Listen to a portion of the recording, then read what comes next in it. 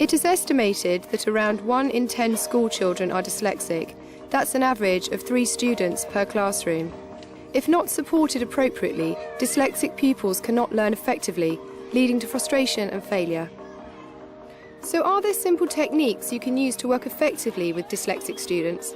We film a dyslexia awareness course with SEN staff from Sackville School in East Grinstead, as they learn how to make their classrooms dyslexia friendly. This programme will start by looking at deepening our understanding of what it is to be a dyslexic at school. If we can make or encourage teachers to be really aware of the variety of difficulties that a dyslexic student experiences, that it's not just a word blindness, but there are all these other organisational skills or the remembering of, verbal directions, things like that. I think if we can raise their awareness, that will help the dyslexic in the classroom. Jane Myers is Head of Training at the British Dyslexia Association. It is really quite common actually for a lot of children to get through primary education and then into secondary education without their dyslexia being assessed. And the reason for this is a lot of children are very bright and very capable. A lot of times when we think of dyslexia, we think of that can't do element. A lot of children can do, and they spend their education time finding strategies, compensations and ways of which they can deal with situations. This morning we're going to be doing... Julie Sweeting and Pauline Bridges are from the Medway Dyslexia Association, a local organisation affiliated with the British Dyslexia Association.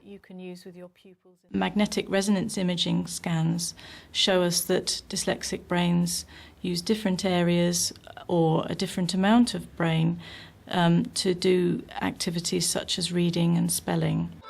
The way that we encourage teachers and TAs to support them is to find ways around their processing difference to help make learning memorable for them. When the teachers ask me to read, I can't do it, and it gets really annoying because I can't read. If someone, especially on these long paragraph type things, I can't do it. To get them thinking about the difficulties experienced by dyslexics, Senko Angie Shrubsole-Brett and her staff are asked to discuss their hobbies with each other without using any words containing either the letter S or the letter E. And that person is going to tell the other two about their hobby. This activity is to help you understand a little bit about what it's like to have word-finding difficulties and also not to be able to express yourself fluently. My hobby. Oh, golly. Working with painting. So I mustn't use the letter E. Right. Ooh. No sweat there then. OK. I do work. Yes, and you need to monitor. With so she says any words with E in. Yeah. I. No, stain. Glass.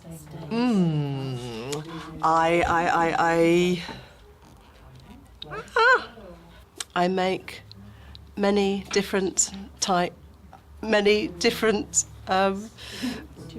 can't even say all sorts. Many different. I make, yes. I can't do it. I just can't do it because I can't process my thoughts and avoid the letter at the same time. It would be nice to get some feedback on how you felt while you were having to do that. I just found it very slow. It's just a slow process. You're trying to go through a directory of words all the time, just through a word bank, just desperately trying to search for a word that one could use, and it's incredibly difficult. Yes. Yeah, I would imagine, going on from what Jo was saying, that in the end you'd want to give up. You want to say, oh, well, look, what's the point? I can't communicate what I want to say adequately, and it's such a labour.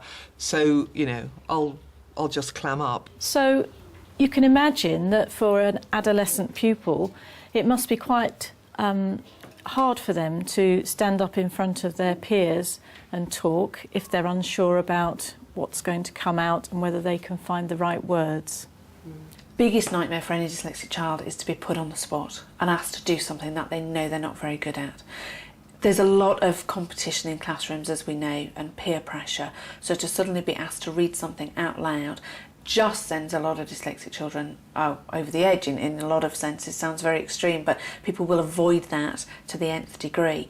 And of course what happens is they'll also find other ways of doing it. I heard a story of a young woman who actually, she said she used to work out, there were 18 people before her, so if she worked on page 19, and she would sit there not listening to everything else but practising page 19, and was only horrified when actually there was a picture on one of the pages and she then had to read page 20. And of course she hadn't practised it, and she just said she fell apart.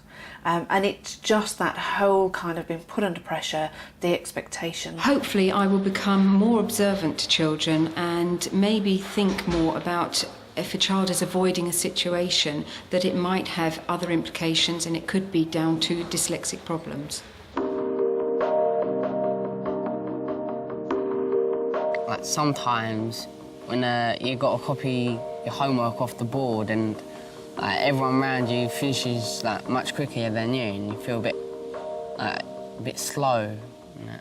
I've just got a piece of writing that I want you to copy into your, or onto your piece of paper, or into your exercise books, as we would say to the pupils.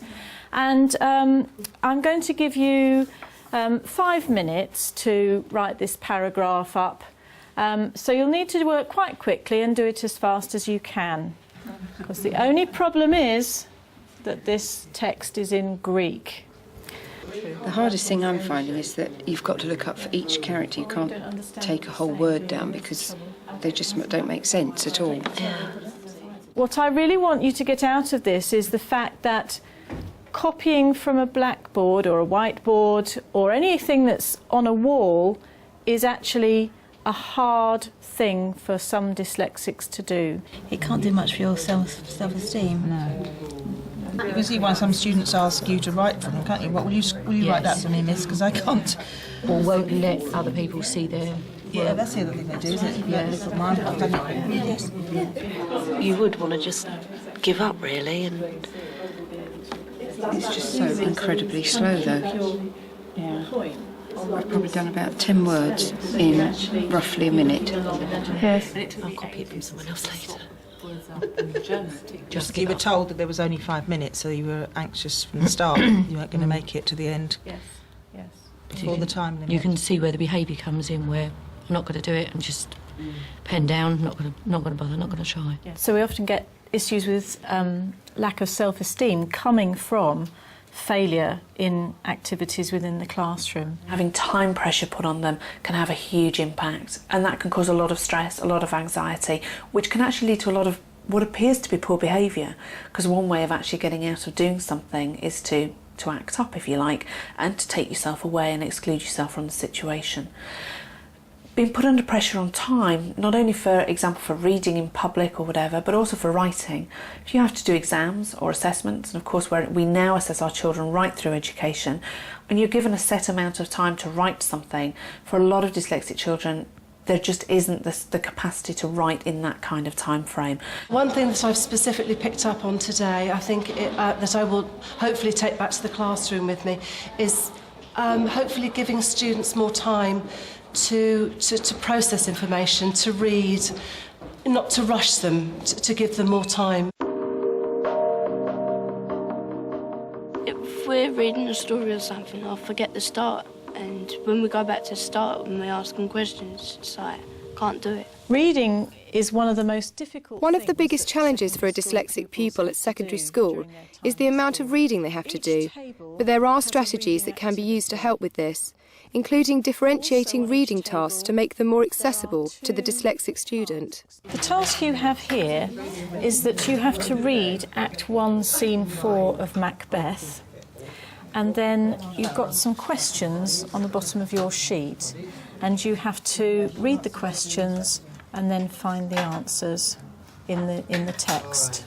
Right, this is a reading ruler that you can use to help you read, and it can focus you in on the writing so that you can actually put it over the writing, and it will help you to focus in on the questions. And you can either use it like that going down the page, or you can use it over a big block of text. And we also have some sticky notes that you can take information down on if you would like to. You might even consider colour coding these so that you have different colours for different characters. You're doing the same task, but your work has been differentiated, and you have a grid to help you organise the information that you have to gather from these questions. My gratitude is... No, this is to Macbeth, though. Duncan is still talking to Macbeth. This is Macbeth. Act 1, scene 4, line 50. Would thou hadst less deserved... so line 20... Can you give me examples of the way that they have been differentiated, the activities that you've had? We had the grid, which helped a lot to organise and structure the information that we were pulling out to put into it. Can we now focus on the strategies that you were encouraged to use to help you with the reading of the texts that you were given? Yes, we were given these reading rulers, which you can use to just highlight the particular line that you're on, and the next couple of lines, so you can read ahead. And they're also different colours, so that some children that would be able to read easy with a blue or a yellow colour, or there's other colours available. My worst nightmare probably would be in the classroom is like when the teachers ask you to write a word up on the board. It could be like a short word or a long word, but it's hard to know if you don't know how to spell it. Okay. You've got a whiteboard and some different coloured whiteboard pens there. So I want you to be very visual. Dyslexic pupils also struggle with spelling. One way to help is to break up difficult subject-specific key words into syllables. There's a th in there, isn't there? The sis, yeah. Use coloured pens and visual representations to highlight each syllable and make it more memorable for the dyslexic student. No more than 3 letters, and she's There's somebody's a photo sister. of Sin, the sis. Photo Sin, the sis. Another nice way of remembering friend is to do it in glitter glue. Glitter glue is very useful because once it dries, then it goes hard and you can feel over the letters to remember them. Yeah, Very inviting. and that helps the motor memory to remember the way the letters are positioned as well. And again, using 2 different colours and separating it into fry end as well. This is particularly for secondary age pupils because they're very conscious and aware, aren't they, of what they're doing. So once they've got a word like friend, they can then put it on a piece of card and they can write it in colour and they can put visual pictures with it if they want to, and then keep it in something like a credit card holder. Yeah, so that they can slip it in, and then when they're finished with it, When they know it. when they know it, or whether they're finished that subject or whatever and they don't need that topic word anymore, they can then change it. Yeah? So these are just a little piece of card, and we were saying as well that you could colour code these as well for different subjects, couldn't you? Yeah? And they quite like this idea because it's quite cool for them to use. It's easy to carry around and keep in their pencil case. What I've got from today are more ways that I could help those pupils that do tend to pop up when it gets nearer to exams, and I suppose they've hoped it would go away, this spelling difficulty they had, or the fact that they worked slowly, or the fact they didn't organise their work very well. And I do feel that today has given me the confidence to say, look, yes, he has got, or she has got some dyslexia, but, you know, this will help. This will help. For details on the resources used in this programme, log on to the Teachers TV website.